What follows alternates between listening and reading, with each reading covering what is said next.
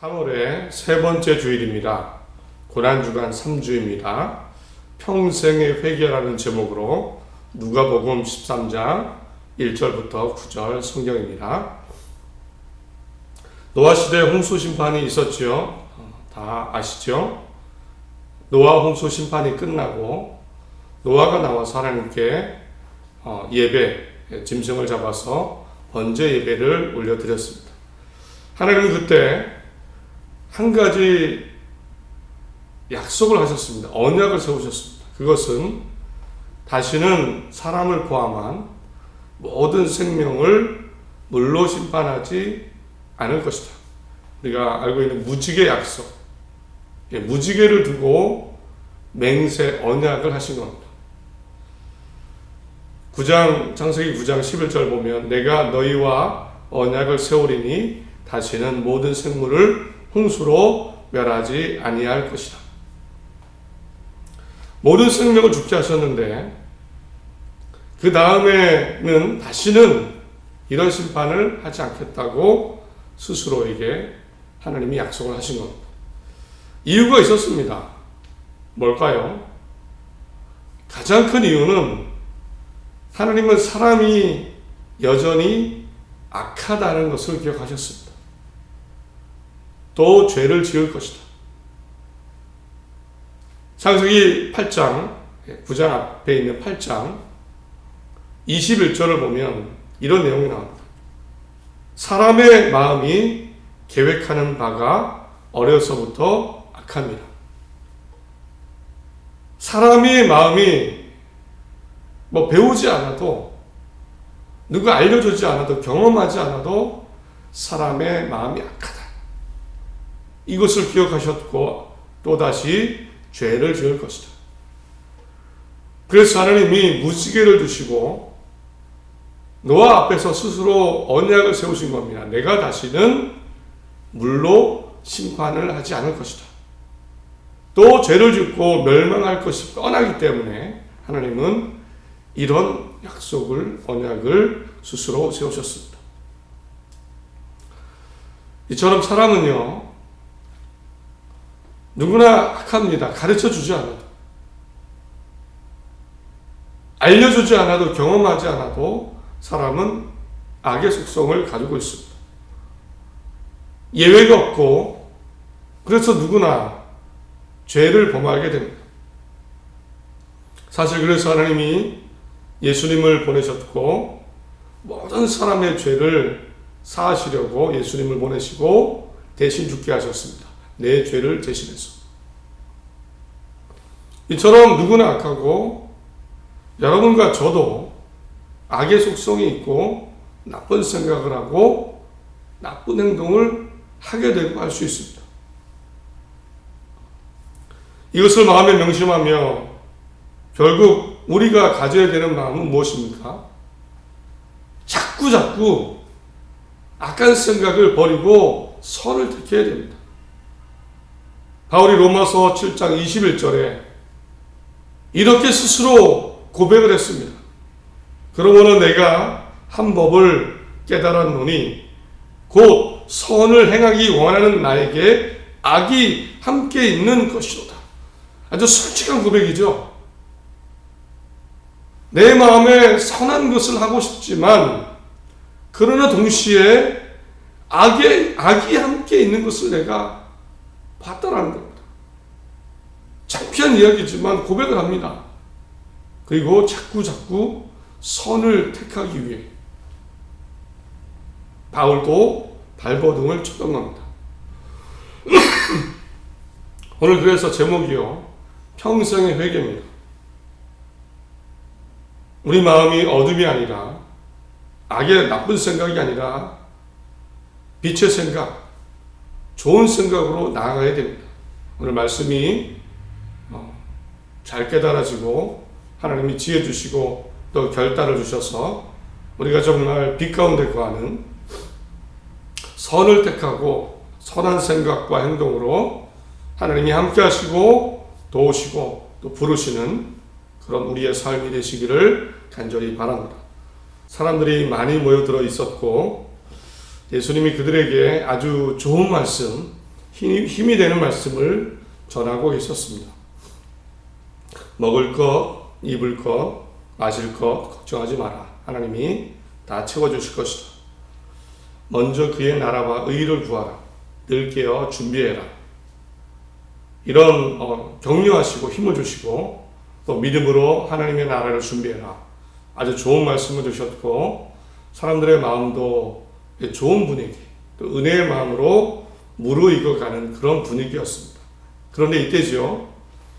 몇몇 사람들이 예수님께 와서는 한 가지 소식을 전했습니다.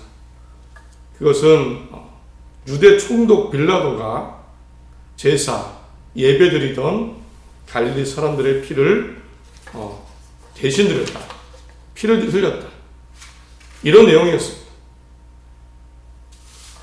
그때 마침 두어 사람이 와서 빌라도가 어떤 갈릴리 사람들의 피를 그들의 제물에 섞은 일로 예수께 아뢰니, 피를 제물에 섞었다라는 것은 비유적인 표현입니다. 원래는 양의 피를 흘려서 드리는 거죠. 염소나. 그런데 상황적으로 보면 이런 짐승을 드린 게 아니고 갈릴리 사람들이 죽었으니까, 피를 흘렸으니까 그들의 피를 제물에 드린 상황이 되어버린 겁니다. 와서 소식을 전하는데 갈릴리 사람들이 빌라도에게 죽임을 당했습니다.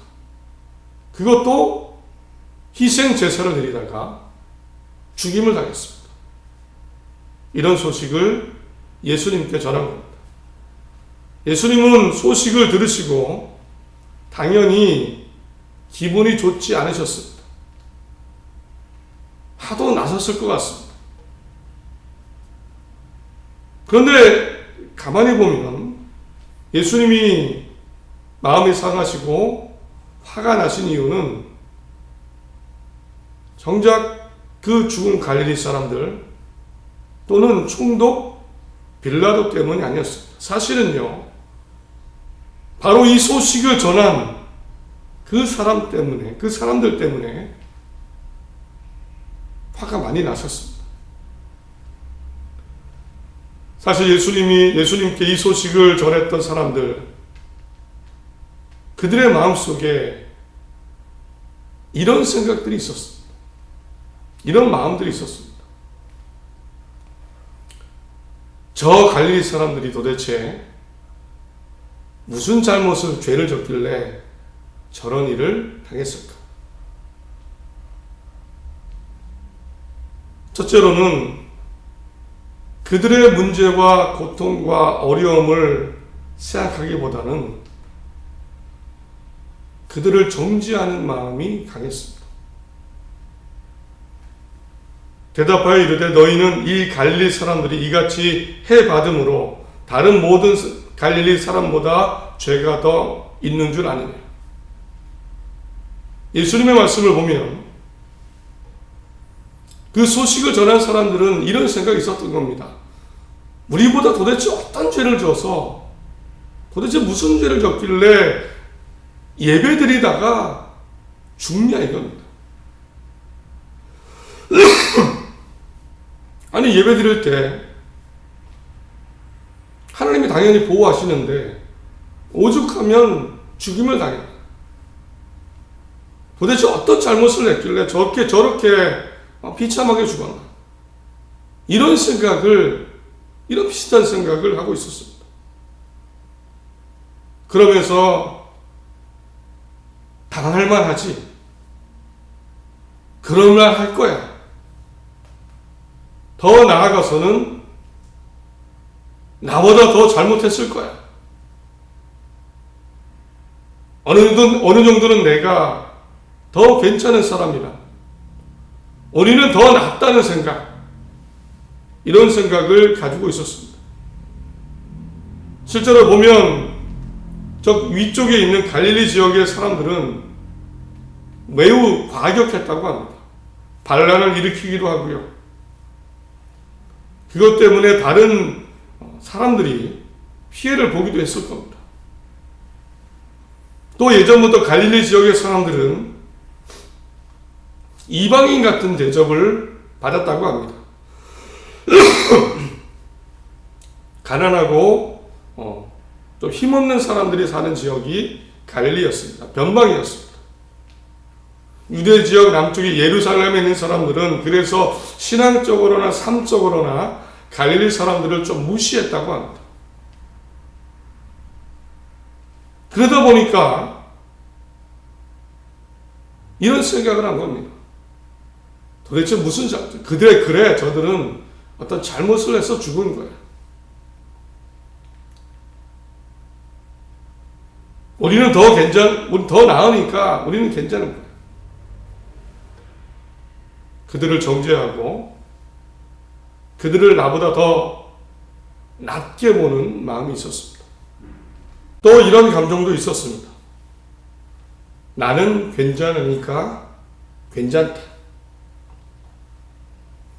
상대적인 안도감, 내 중심적인 이기심. 나는 저런 일을 안 당했으니까.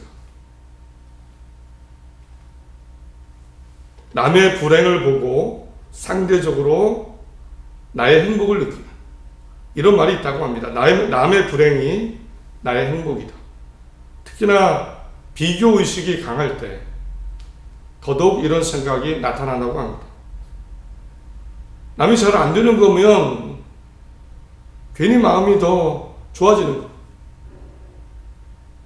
이런 감정이 사람에게 있다고 합니다. 저 갈릴리 사람들은 저런 일을 당했는데 우리는 평온한 겁니다. 그 빌라도가 우리는 건들지 못합니다. 예수님의 인기는 올라가고 승승장구하고 아무도 함부로 손을 못 댑니다. 그러면서 어떤 안도감, 우리는 괜찮다라는 생각을 가지고 있었던 겁니다. 이런 생각으로 예수님께 소식을 전한 겁니다. 사랑이나 안타까움은 나타나지 않습니다. 예수님이 그래서 한 가지 비유를 하십니다. 한 사람이 포도원에 무화과 나무를 심었습니다. 원래는 포도나무를 심어야 되는데 무화과 나무를 심어준 겁니다. 그런데 3년 동안 열매가 없는 겁니다.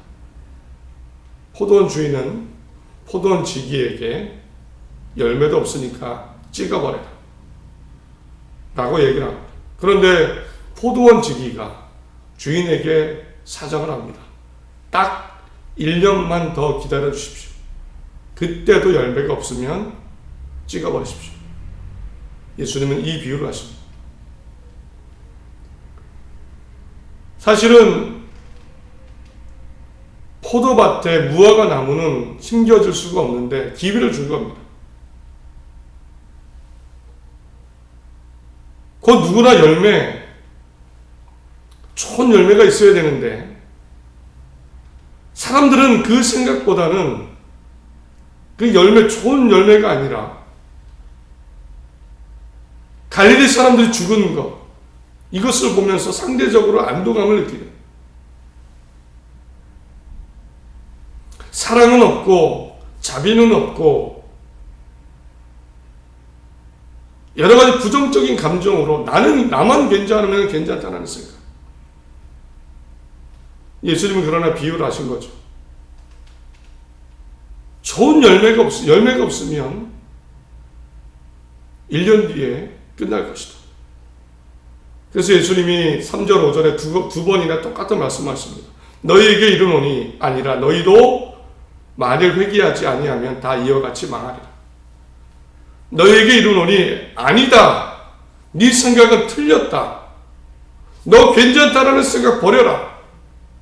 우리는 어떤 안도감을 버려라. 만일 회개하지 아니하면 다 이와 같이 망하리라.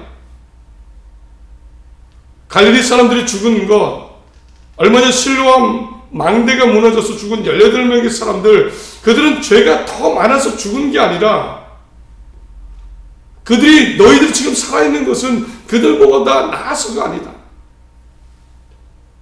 만일 너희도 회개하지 않으면 다 이와 같이 망할 것이다. 어떻게 보면은 1년밖에 남지 않은 무화과 나무와 같다.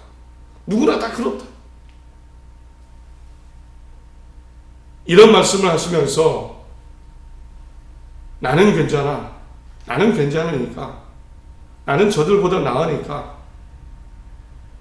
남의 불행과 아픔을 보며 상대적인 안도감을 느끼는 그 마음 상태, 그 마음의 생각을 죄라고 나쁜 것이라고 그렇게 예수님은 말씀하셨습니다. 이제 내 모습을 떠올려 보시기 바랍니다. 이런 마음이 나에게는 없습니까? 지금 현재 나의 마음을 생각해 보시기 바랍니다. 남의 불행에 대해 어떻게 생각하십니까? 경쟁과 비교는 점점 늘어나고 있습니다. 믿음의 사람도 예외는 아닙니다. 목사도 예외가 아니고요. 아무리 신앙생활을 오래 했어도, 내가 아무리 착해도 예외가 아닙니다. 경쟁은 늘어나고 비교의식은 커가고 양보가 어렵습니다. 내중심적인 생각이 들어옵니다. 특히나 어려운 시기를 살면 이런 감정이 더 나타나죠. 빈부의 격차가 늘어날 때에, 눈에 보이는 것이 많아질 때에 우리의 마음은 더 그렇습니다. 우리의 마음속에 사랑이나 희생이나 자비나 하나님을 닮은 긍휼의 마음이 아니라 이 사람들과 같은, 이 사람들, 갈릴리 사람들이 죽었는데 그것을 보고 느끼는 그 생각들이 우리에게도 일어납니다. 그래서 오늘 제목을 이렇게 정합니다. 평생의 회개. 그런 생각이, 나쁜 생각이 불쑥불쑥 계속해서 튀어오릅니다. 우리는 평생의 회개를 해야 됩니다. 평생의 회개. 살면서 우리는 두 가지 큰 회개가 있습니다. 하나는 우리가 많이 들어봤죠. 예수님을 믿고 우리의 모든 죄를 고백하는 회개입니다. 거듭남의 회개. 새 사람이 되는 회개. 이것은 한 번이면 되죠. 내 죄를 다 고백하고 예수님을 영접하면 내 죄가 십자가에 못 박히는 그런 회개의 시간이 있습니다. 회개의 순간이 있습니다. 한 번의 회개. 우리는 이 과정을 거쳤습니다. 그러나 이것이 끝이 아닙니다. 이제는 평생의 회개가 있습니다. 한 번 회개하고 끝이 아니고요. 앞으로 회개하면서 내가 더 나쁜 사람이 되지 않고 또 나쁜 죄를 지고 나쁜 생각을 하면 그것을 씻어내는 그런 회개가 필요합니다. 새 사람이 되었다고 완전하지 않습니다. 신학적으로는 성화라고 합니다. 거룩해지는 과정. 또다시 죄를 짓게 되고 나쁜 생각을 하면 멈추는 겁니다. 정신을 차리고 내 생각을 바꾸는 겁니다. 이것이 회개입니다. 예수님이 회개라는 말을 쓰셨는데 메타노에오라는 말입니다. 이것의 뜻은요, 내 마음을 바꾸다, 내 속의 사람을 바꾸다라는 의미가 있습니다. 어떤 죄를 지어서 단순히 잘못했습니다, 이것이 회개의 전부가 아니고요, 그 생각을 했으면 바꾸는 겁니다. 내 속 사람을 바꾸는 겁니다. 내 마음의 생각과 행동을 바꿔서 하나님의 뜻에 맞추는 겁니다. 이것이 회개입니다. 우리에게, 저에게도 여러분에게도 평생의 회개가 필요합니다. 계속해서 나쁜 생각, 악한 생각이 마음속에 올라올 겁니다. 특히나 사람을 향한, 사람에 대한, 그것이 가족일 수도 있고 만나는 누군가일 수도 있고 내가 알지 못하지만 어떤 대상일 수도 있습니다. 그 생각을 바꾸는 겁니다. 사랑과 자비와 긍휼로 바꾸는 겁니다. 그 열매로 바꾸는 겁니다. 앞으로 살아갔을 때, 우리가 살아갈 때 가정 안에 이런 회개가 있어야 될 줄 믿습니다. 서로 회개하며 사랑과 선으로 나아가는 겁니다. 교회 공동체 안에 당연히 우리는 사랑과 선을 만들어 가야 됩니다. 교회 안에도 평생의 회개가 필요합니다. 내가 살아가는 사회, 이웃 간에도 필요합니다. 삶의 순간순간 어떤 일을 할 때, 누구를 만날 때 필요합니다. 평생의 회개가 있어야 됩니다. 망하지 않을 것입니다. 하나님이 함께 하시고 도우실 줄 믿습니다. 평생의 회개로 내 삶을 정말 빛 가운데 거하는 삶이 되어서, 생각이 되어서 하나님이 함께 하시고 부르실 때에 칭찬받는 그런 삶이 되시기를 바랍니다. 한 주간 함께 하시는 하나님 안에 힘차게 나아가고 하나님이 기쁨이 되는 한 주가 되시기를 간절히 바랍니다.